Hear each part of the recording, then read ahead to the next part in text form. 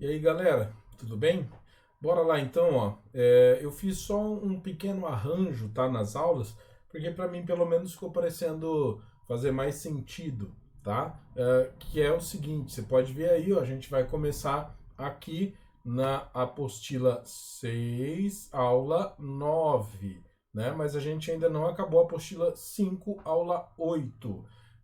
Por que isso? Bom, porque lá na apostila 5, na aula 8, a gente tem as questões que seriam as questões humanas, né, da Europa. E para mim me pareceu mais correto, mais conveniente começar pela parte física, né? Então vocês peguem a apostila 6, que é a primeira aula dela, né? A aula 9 vai ser então a parte de Europa com suas características físicas, tá? Só uma coisa mais visual, digamos assim, tá bom? Porque depois a gente vai trabalhar as questões da parte que seria humanas, né, geopolítica e assim por diante. Para mim, pelo menos, me pareceu fazer mais sentido, né? Então, bora lá com as características físicas da Europa, né? A primeira ideia, então, é a localização. Então, olha só, a Europa está localizada no hemisfério norte da Terra, né? Ocupa terras dos hemisférios oriental e ocidental. Suas terras se estendem de 34 graus e 45 minutos a 80 graus de latitude norte e de 24 graus de longitude oeste a 65 graus de longitude leste, né? Então, senhores, uma localização, digamos ali, centralizada, né? Só que esse centralizado é relativo. Por quê? Bom, porque todas essas divisões foram criadas por nós, né? A parte, então, principalmente do meridiano de Greenwich, né? Seu zero, essa é uma criação humana, nossa, né? Da nossa ocupação no nosso planeta, tá bom? E daí a gente tem a localização, né? Então, se você imaginar aí no centro, ó, né, o continente europeu, a gente vai ter a norte o Oceano Glacial Ártico, sendo o limite, né? A leste, os Montes Urais, então a parte da Rússia que está ali faz parte da Europa, seria a Rússia europeia, né? Depois, a oeste, o Oceano Atlântico sendo o limite. E ao sul, a gente vai ter o Mar Mediterrâneo e o Mar Negro limitando então a Europa. Beleza? Bora lá então para a gente visualizar isso, né? Então aqui estão ó, os Montes Urais, né? Aqui o Mar Negro, o Mar Mediterrâneo, o Oceano Atlântico, né? E aqui a região então do mar glacial, né? Essa parte aqui dela, né, do oceano quase todo, ele quase todo, quase que de modo completo, ele congela durante o inverno, né? Ele deveria congelar até mais, o que não acaba não ocorrendo porque aqui existe a presença de uma corrente com águas mais quentes, então que acabam então reduzindo esse congelamento, beleza? Mas a gente vai ver isso certinho. Tá bom? Opa, peraí que eu comi bronha aqui, pulei um. O relevo da Europa, né? Como então é caracterizado o relevo da Europa? A Europa forma então, junto com a Ásia, a Eurásia, porque se você observar todo o mapa, né, de toda a região ali da Europa e da Ásia, você vai ver que não existe uma divisão. Então é até estranho você falar que existe o continente europeu e existe o continente asiático. Bom, isso é mais uma demonstração do quanto a Europa salienta a sua importância, né? Por quê? Bom, exatamente porque ela não quer ser vista junto com a Ásia, porque isso reduziria a sua importância. E até porque ela quase não mantém relações com a Ásia, né? Digamos assim, atualmente nós temos essas relações mais intensas, mas no decorrer da história a gente acaba vendo, né, que a relação ali até com a Rússia não é tão grande, não é tão intensa, né? Então a Europa ela vai ser basicamente composta por penínsulas, ou seja, faixas de terra então que acabam entrando ali, né, no oceano, né? A gente vai ter as penínsulas então ó, da Escandinávia, né? A hispânica, a ibérica, né? Hispânica ou ibérica, né? Tanto fez, tanto faz, e a itálica e a balcânica, né? Essas aqui estão. A gente tem algumas outras também, né? Menores, que também são bastante importantes. Então, ó, a da Escandinávia, né? A península da Jutlândia, a península Bretanha, né? A península Ibérica, a península Itálica e a península Balcânica. Eu sei que a imagem não tá muito boa, tá? Mas tipo, foi a melhorzinha assim que eu consegui achar e com as informações mais convenientes. É difícil você achar as imagens com as informações exatas que você quer, beleza? Isso também pode salientar uma coisa muito simples, que é o pouco nível que a gente tem de pesquisas nas áreas de humanas no nosso país, tá? É, então, a gente tem aqui, ó, continuando o relevo, né? A gente inicia então com os montes escandinavos, que estão exatamente na Escandinávia, né? Sua formação muito antiga, de formas arredondadas, que se estende ao longo da península da Escandinávia. Então, aqui está, deixa eu achar só meu mouse, achei aqui, né? Aqui está ela, né? Ou ele, né? Os montes escandinavos. E você tem então aqui em toda essa região uma maior altitude, beleza? Seguimos com os Montes Urais, né? Os Montes Urais, que se eu não me engano 2 anos atrás foram questão, né, de vestibular, a gente tem aqui então sendo exatamente o limite da Europa, né? Essa região aqui toda é da Rússia, do outro lado dos Montes Urais também. Só que aí seria a chamada Rússia Asiática, né? Então, os Montes Urais são um conjunto montanhoso muito antigo e constituem o limite geográfico que separa o continente europeu do continente asiático, né? Aqui as bacias sedimentares nessa região, que são as planícies europeias, né? Cá entre nós, toda bacia sedimentar preenchida, completa, vai acabar dando origem a uma planície, né? Então, ocupam a porção norte e nordeste do continente europeu. As áreas mais antigas são ricas em carvão mineral e em petróleo. O relevo plano e baixo facilita a navegação nos rios. Beleza? Então, aqui só para a gente observar de novo, né? Os montes escandinavos, aqui os montes Urais, né? E a região das planícies aqui. Beleza? Rios importantes aqui, só que também a gente depois vai ver a hidrografia. Beleza? Continuando, né? Os Pirineus. Os Pirineus estão aqui, né? Essa regiãozinha aqui, então, ó, né? Tal como os Alpes, são uma formação montanhosa de idade recente que faz, que faz a separação, né? Um erro de digitação aí, desculpa, da Península Ibérica da França, né? Então, aqui a divisãozinha entre as duas regiões. Os Alpes, olha só, os Alpes, né, que estão aqui nessa região, no norte da Itália, constituem a mais importante cadeia montanhosa da Europa Ocidental. São dobramentos modernos, destacando-se o Monte Branco, com seus 4.807 metros, possui a maior altitude, né?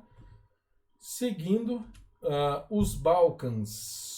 Então, localizam-se na Península Balcânica e a sua área abrange diversos países, né? Dessa região aqui. Os Apeninos. Os Apeninos estão aqui nessa região, então, na Itália, né? São uma cadeia montanhosa que se estende ao longo da Península Itálica. Seu ponto máximo no Gran Sasso de Itália, 2.914 metros, né? Aqui, de novo, o mapinha só para a gente observar aqui a partir, digamos assim, de um outro ângulo, né? Então, aqui os Apeninos, os Alpes, né? E os Pirineus, beleza? Pode ser até que você fique se questionando, falando, nossa, mas tipo assim, só isso? Então, exatamente, essa localização é só para que você saiba o que tem aonde da Europa, tá? Por quê? Porque, sim, pode se perguntar, tipo, você colocar um mapinha, né, da Europa e, sei lá, coloca aqui essa área aqui demarcada e pergunta, o que é isso aqui, né? Esse tipo de questão traz as características, por exemplo, dos vestibulares tipo, do FUVEST antigo, né? Era cheio disso, cheio de perguntar, o que é isso aí que está marcado no mapa, né? Então pode ser que apareça esse tipo de questão.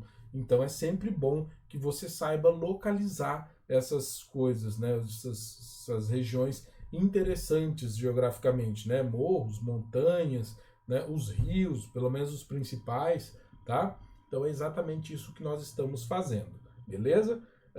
Os Cárpatos que aqui estão localizados, né, são um conjunto montanhoso antigo apresentando formas arredondadas e altitudes menores que outras montanhas europeias. Toda vez que você tem a informação de que é antigo, isso quer dizer que é arredondado. Por quê? Porque passou pelo processo de intemperismo. Então, tudo que passa pelo processo de intemperismo há bastante tempo acaba não tendo, né, aquela característica mais, digamos assim, pontiaguda, né? Acaba sendo mais arredondado porque aquela ponta foi-se embora, né? Sofreu intemperismo. Beleza? Então, ó, os seus pontos mais altos, o seu ponto mais alto, né, é o Monte Jelachowski, ó, com 2.655 metros aqui na Polônia. Beleza?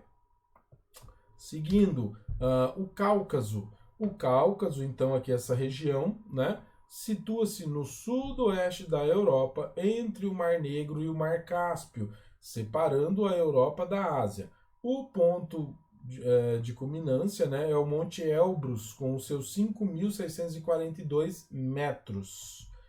Seguindo, os Alpes Dináricos, né, localizam-se paralelamente ao longo da costa do Mar Adriático, tendo como ponto de maior altitude o Pico Dormitor, né, com 2.522 metros. Portanto, então, aqui nessa região. Beleza? Só aqui para a gente observar, né, de um outro ângulo, né, aqui os Montes Dináricos, né, os Cárpatos, beleza? E o Cáucaso aqui, beleza? Tranquilo? Seguindo, então, aqui a gente vai fazer uma descrição breve e rápida dos climas da Europa, né? Você pode observar isso muito bem, muito simples, que os climas não sofrem variação. Então, tipo assim, ó, tudo que você viu na outra frente de geografia dos climas se aplica a esses climas. Tudo que você viu, por exemplo, do clima equatorial no Brasil vai se aplicar a outras regiões que são equatoriais. Né? Toda vez que tem alguma característica diferente, essa característica diferente vai ser ressalvada muito bem. Né? Então, logicamente que esses climas que a gente vai comentar, outros lugares do mundo que você vê o temperado continental, sim, ele vai ser igualzinho, tá bom? Não existe diferença entre os climas, tá bom? A gente começa então aqui com o clima polar, né? Aqui na Groenlândia, você bem pode ver que a característica então do clima polar é a queda muito intensa de temperatura. Detalhezinho, ó. Esse climograma, essa sequência toda de climograma que eu peguei é de um cara que é espanhol, se eu não me engano, e daí, logicamente, a gente vai ter essas informações aqui, digamos, um pouquinho diferente, né? Que, por exemplo, ao invés de J de janeiro, tem E de janeiro, né? Mas aqui é o ano normalzinho, tá bom? Então, janeiro, fevereiro, março, abril, maio, junho, julho, agosto, setembro, outubro, novembro, dezembro, tá? Ou seja, para que você observe, os caras estão no hemisfério norte, portanto, o verão deles está no lugar do nosso inverno, né? E o inverno deles está no lugar do nosso verão. Portanto, aqui, ó, quando essa temperatura cai aqui desse tanto em janeiro, fevereiro, cai aqui também em dezembro, o que isso quer dizer? Isso quer dizer que é inverno na Europa. Então, normalmente a temperatura cai no inverno, tá? Então, note que a temperatura cai muito, né? E aí você acaba tendo como média de temperatura anual menos 5,7 graus Celsius. Gente, é uma média anual muito baixa, muito baixa. Na verdade, esse clima vai ser o clima que possui a menor média de temperatura anual. E uma outra coisa notável é o tamanho da amplitude térmica, né? Porque, ó, se no verão a gente pode atingir aqui, detalhezinho, tá bom? Esse climograma é para essa cidade, que eu te desafio a pronunciar isso aqui, né, na Groenlândia. Então, aqui nessa cidade, o verão vai atingir essa média térmica aqui de 20 graus, né, durante o ápice do verão. Só que é lógico, tá? Esse verão deles aqui, ó, é uma semana que o cara consegue, digamos assim, ficar sem camiseta, né? Tipo, ficar sem camiseta e não morrer. Agora, o restante do ano é frio, muito, muito frio. Beleza? Seguimos aqui então.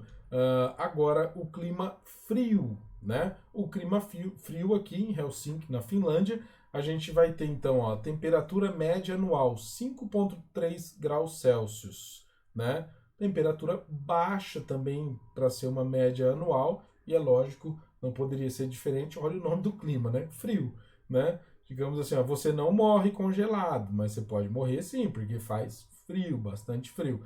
Então aqui a gente nota que no inverno ó, a temperatura vai oscilar até menos 5 graus, mais ou menos, né? Mas durante o verão, olha só, elevada a temperatura, né? Pode ver também que as chuvas aqui ó, são bem distribuídas, né? A gente atinge aqui não uma grande quantidade por mês, mas você vê que não existe mês, então, de seca, né? Todos os meses, então, chove regularmente. Beleza? A amplitude térmica cai, né? 22,7 graus, né? Interessante, porque no polar a variação é ainda maior, né?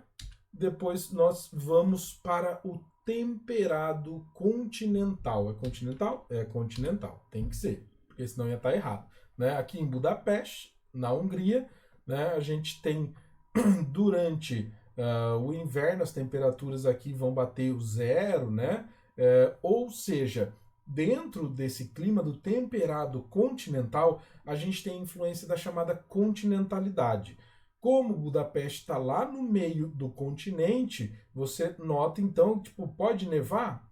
Pode bastante, né? Na verdade é normal nevar no inverno nessas regiões, nevar bastante, tá? Porque ó, você pode ver que a média está aqui um pouquinho para baixo do zero. Acontece que a média vai ser calculada pelas temperaturas do dia e da noite, né? Então, durante o dia, você vai ter as máximas, durante a noite, você vai ter as mínimas. Então, você sempre precisa lembrar dessa ideia, que acaba reduzindo. Então, se você pensasse só na temperatura mais baixa, isso aqui ficaria bem mais para baixo, né? Mas então neva no inverno. Durante o verão, ó, bastante calor. Olha isso aqui, né? Opa, desculpa, fui pro lado errado. 20 e tantos graus Celsius aqui, né? Acaba então sendo bastante calor. Por quê?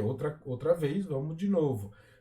Isso aqui é uma média, então não quer dizer que no dia mais quente fez 20 graus. Não, né? Quer dizer que se você pegar a temperatura da noite e do dia, né? Fazer aí, calcular a diferença entre as duas, vai dar 20 graus, beleza? E daí a gente vai para o temperado oceânico ou temperado úmido, né? A gente tem aqui a cidade de Dublin, na Irlanda, né? Inclusive tem um amigo meu que mora lá, que é muito, muito, muito interessante. Quando ele foi para lá, o que ele vivia comentando era, falando, meu, não para de chover, né? E principalmente o que é notável é que garoa nessas regiões, né? Não só em Dublin, mas também em toda a Inglaterra, na Irlanda, em todas as formações ali das ilhas, né? Da Bretanha, a gente tem uma ocorrência muito grande, então, de nevoeiro, de garoa, né? É bastante típico, então, dessa região. Então, note que não vai ser tão quente no verão, lembra? que a gente viu para Budapeste batia aqui 20 graus, né? Então em Dublin, ó, você tem aí 15, né? E durante o inverno, vai bater aqui, ó, 5 graus, né? Beleza, então não vai nevar em Dublin? Pode nevar sim, pode nevar sim. Lembre-se sempre que é uma média de temperatura. Então, no dia mais frio, pode fazer tipo -10? Pode, pode fácil, né? Só que aí durante o dia você vai ter o aumento dessa temperatura, por isso esse dia mais frio ele acaba não ficando registrado aqui, tá? Mas então faz frio sim, pode nevar de boa, beleza? Então, ó, uma coisa que é notável, por que esse temperado, deixa eu só colocar aqui para que a gente possa ver, esse temperado é chamado de oceânico ou temperado úmido, pela quantidade de chuva. Você pode ver que chove mais que lá em Budapeste, né? Que tem o temperado continental, chove mais e bem distribuído o ano todo. Então a característica desse clima é que ele tem as 4 estações muito bem definidas, né? Então a grande presença do temperado, tanto do oceânico quanto do continental na Europa, é que vão gerar a maioria dos estudos, das imagens e tudo mais. Então, por isso que, por exemplo, a gente tem aquela péssima ideia de ensinar para os nossos alunos aqui no Brasil, né, quando eles são bem novinhos, que tipo tem aquele trabalhinho lá das estações do ano. Como é que é o inverno? Aí põe a criança para desenhar um boneco de neve. Pelo amor de Deus, né? Tipo, você vai desenhar um boneco de neve aqui no Brasil, né? Falei, mano, se nevar aqui no Brasil, nevar em Marília, é porque chegou o apocalipse, o acopalipse, né? Bem mais da hora. Eu tenho medo de ficar falando essas coisas trocadas, porque depois eu não consigo falar certo. Mas, enfim. Então, dessas regiões aí que a gente tem um grande número de estudos, de imagens, né? Então, por isso que nós temos esse costume aqui no Brasil, tá? Depois aqui, opa, Dublin de novo, que maravilha. Ó, botei 2. É o clima mediterrâneo, né? Isso foi uma falhazinha nos efeitos. Então, o clima mediterrâneo. O clima mediterrâneo, aí com a cidade de Madrid, né? Minha nossa, penso num lugar que eu gostaria de conhecer. A gente vai ter as características aqui um pouquinho diferenciadas. Porque notamos que durante o verão você praticamente não tem chuva, né? Detalhezinho para vocês, tá? Principalmente quando vocês forem resolver questões de vestibular, gente, olhem muito bem aqui, tá? Esse climograma. Eu, por exemplo, já errei umas 2 vezes, porque aqui no Brasil algumas vezes a temperatura está desse lado, né? Então, por costume meu, eu olhei já errado aqui algumas vezes. Mas sempre olhe as quantidades, tá? Sempre olhe as quantidades. Por quê? Deixa eu só ver aqui que eu não conferi. Ó, esse aqui ele segura as quantidades, tá vendo? Ele segura as quantidades, muito bom. Então, você precisa sempre ficar de olho nisso aqui, porque essas quantidades podem variar. Então, o cara dá para você 2 climogramas para você analisar, só que aí em um climograma vai de 0 a 10, 20, 30, 40, 50, 60, aí o outro climograma vai de 0 para 50, né? Então, daí os gráficos, né, as barras vão dar uma tendência para você errar. Então, toda vez que você trombar com uma pergunta que tenha o climograma, de olho nas quantidades, tá? A temperatura aqui também, tá vendo? 0, 5, 10, 15, 20, 25 e tal. Sempre fique de olho, porque eles podem colocar algumas coisas aí que podem te levar ao erro. Aqui no clima mediterrâneo, qual a principal característica, ou quais as principais características? Para você fazer essa descrição, divide, tá? Principalmente entre verão e inverno. Esses serão os grandes diferenciais.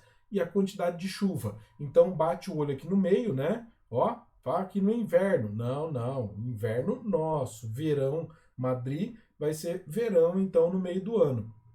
Aqui, então, ó, as temperaturas sobem, vão bater lá uns 25 graus, né? Bastante quente isso aqui. Só para você ter uma ideia, a nossa região, ela se aproxima dessas médias, né? Um pouquinho mais quente, se eu não me engano, aqui é tipo uns 28 graus a média no verão. E Aqui, então, em Madrid, você tem bastante calor durante o verão e pouca chuva. Tem chuva? Tem, pouquinho, né? Quase dá para ignorar. Mas então chove muito pouco e a temperatura é elevada no verão. Já durante o inverno, as temperaturas caem e a quantidade de chuva aumenta. Só que mesmo assim a quantidade de chuva é pequena, tá bom? Então, nesse clima aqui, a gente teria condições de umidade quase do semiárido, tá? Então, isso a gente vai acabar vendo refletido na vegetação. E eu não coloquei o efeito para sair Dublin daí, né? Mas, enfim. E aí a gente tem aqui o frio de montanha. No frio de montanha, eu coloquei essa cidade aí da Alemanha, né? Mittenwald. Depois a gente pergunta pro Marquinhos como é que pronuncia. Então, essa cidade vai apresentar aqui pra gente, né? Uma variação térmica aqui, ó. Pequena até, né? Mas a gente vê que no verão a temperatura máxima registrada é de 22 graus, né? A temperatura mínima durante o verão vai ser de 11 graus, só que não dá para a gente ter um climograma do alto da montanha. A gente consegue o climograma de uma região bem perto. Por quê? Você vai montar um climograma para a montanha, ninguém mora lá, né? Talvez só o Everest tenha do tanto de gente que vai escalar e do tanto que é perigoso, né? Então você tem ali algumas estações para aferir melhor essas quantidades. Mas eu coloquei exatamente essa cidade na Alemanha, porque essa aqui é a montanha, né? E essa aqui é a cidade, tá vendo? Então, ó, no alto da montanha a gente vai ter a característica climática próxima do frio polar, né? Então, a temperatura aumenta no verão? Sim, aumenta, mas lá no alto da montanha, devido à altitude, essa temperatura vai ser mais baixa, bem mais baixa do que a cidade. Não sei se vocês viram, a cidade está aqui embaixo, ó, né? A cidade está aqui no sopé da montanha. Mas aqui, então, no topo, sempre vai ser frio, beleza? Formando aqui as chamadas neves eternas. Tranquilo? Olha lá. Esqueci de colocar o efeito para Dublin sair mesmo, né? E isso aqui é um mapinha para você se localizar melhor. Uma coisa me chamou a atenção quando eu estava procurando essa imagem, porque foi muito difícil de eu achar um mapinha bom assim, com todos esses climas e principalmente que não roube muito, né, nem para um nem para outro. Porque esses climas que eu falei para vocês são todos presentes na Europa, só que a internet está muito cheia de imagem muito ruim. Então, quando você for estudar, se você for procurar imagens na internet, tome esse cuidado, tá? Qualquer coisa, vai acompanhando com o vídeo, vai dando uma olhada, né? Que daí você consegue se orientar melhor. Então, ó, temperado oceânico vai estar aqui na faixa litorânea, então, da Europa e aqui na faixa insular, né? Na Islândia também. Depois tem o temperado continental, ou seja, essas mesmas características, só com uma variação maior de temperatura, né? Depois, o clima polar só pode estar aqui em cima, não pode estar em outro lugar, né? E ele também não é tão grande assim como algumas imagens na internet que eu achei. O clima mediterrâneo só pode estar aqui na região vizinha do mar Mediterrâneo, né? Tem que estar aqui embaixo. E o frio de montanha, que está, então, nas maiores montanhas com maiores altitudes, tá bom? Então, ó, aqui era para ser polar. Beleza, mas aqui, né, a gente tem os montes aqui, né, que acabam, então, dando a característica de frio de montanha. Beleza? Então, senhores, mais uma para fechar. A gente tem aqui a influência direta de algumas massas, né, e de algumas correntes marítimas. Beleza. Primeira questão que eu quero salientar. O clima mediterrâneo. O clima mediterrâneo, ele é muito diferente. Por quê? Tem o mar Mediterrâneo. Por que o clima ali também não vai ser o temperado marítimo, né? O temperado úmido? Bom, existem algumas coisas que a gente precisa salientar. Primeiro, que do lado a gente tem, do lado de baixo aqui, né, para o sul, A gente tem logo aqui embaixo o deserto do Saara. Esse deserto vai gerar ventos quentes aqui e secos para essa região, tá? O que vai acabar, então, aumentando a temperatura dessa região até durante o inverno, né? Então, o verão vai fazer bastante calor e daí a gente poderia amenizar isso devido à umidade do mar Mediterrâneo, né? Mas acontece que aqui no mar Mediterrâneo entra uma corrente fria e essa corrente fria acaba reduzindo a evaporação de água aqui na região, tá? Por isso que nesse clima você não vai ter grandes quantidades de chuva, beleza? Outra característica é a corrente do Golfo, né? A corrente do Golfo, que sai sim lá do Golfo do México e tudo mais, e acaba vindo para essa região, acaba aquecendo a água aqui, né? Por quê? Porque tá vendo aqui, ó, essa linha azul, então é a linha do congelamento marítimo no inverno. Pode ver que onde a corrente chega, essa linha vai para cima, né? Porque aqui você tem águas então mais quentes. Caso contrário, a questão não só na Irlanda, mas na Inglaterra, Escócia, País de Gales, tudo aqui seria muito mais complexa, né? Porque você teria aqui muito mais frio e principalmente as águas aqui congeladas, tá bom? Então essa corrente aí vem e dá essa amenizada para todo mundo. Tranquilo? Aqui só uma outra formação, e disso aqui eu queria só que você notasse algumas coisas, que é o seguinte, ó. Toda vez que uma linha azul se aproxima do continente fora das regiões polares, você tem um deserto, tá? Então, note isso aqui, ó. A gente falou do deserto do Saara, né? Ó, linhas azuis aqui que indicam para gente correntes frias. Corrente fria reduz então a evaporação. Ó, deserto de Vitória aqui na Austrália. Aqui para gente, ó, o Atacama, né, deserto da Califórnia.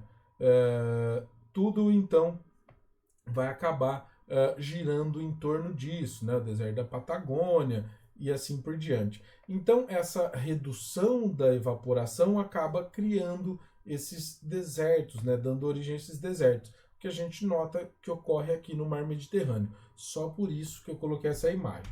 Beleza? Então, senhores, essa é a parte física da Europa, a primeira parte, tá? Depois a gente vai continuar, a gente vai falar dos biomas, dos rios, né, que são extremamente importantes, beleza? Beijão então, senhores. Tchau, tchau. Bons estudos para vocês. Até mais.